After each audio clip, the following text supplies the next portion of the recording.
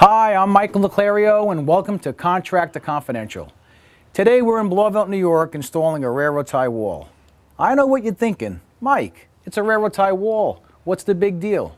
The big deal is that this home was designed by the famous and influential architect Frank Lloyd Wright. Wright designed over 1,000 structures, including this home, which was built in 1958. He also built the Guggenheim Museum and the Imperial Hotel in Tokyo. Wright's philosophy was that the structure should be in harmony with its surroundings and that form follows function. So that's my little history lesson. Let's take a look at the job. So here's the existing tie wall. It's 60 years old, it's rotted, it's falling apart.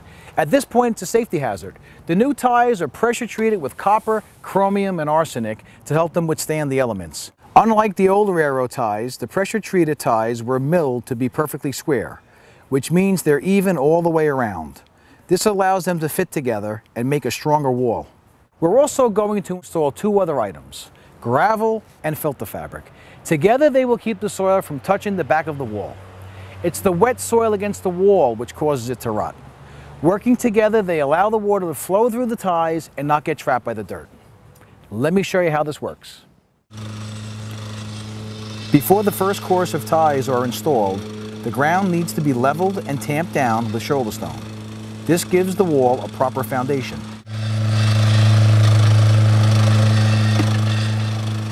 Once the first course of ties are leveled and set, they are attached to each other with 6-inch galvanized nails.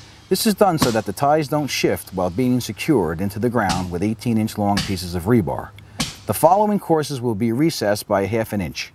This makes for a stronger wall and is also pleasing to the eye. At this point, we use 10-inch spikes to attach one course to another.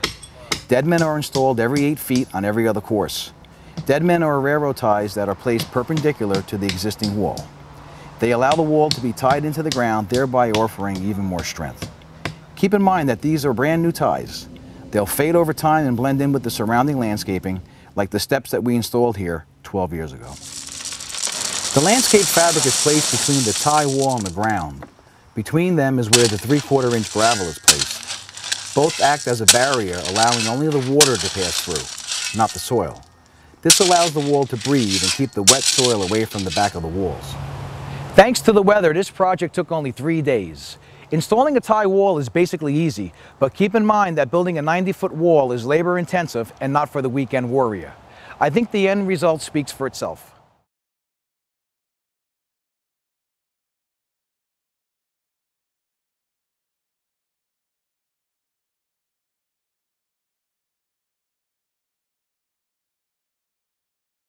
If you have any questions or would like to see more examples of my work, you can find me on the web at nacleriolandscaping.com or go to Michael L. Naclerio on Facebook.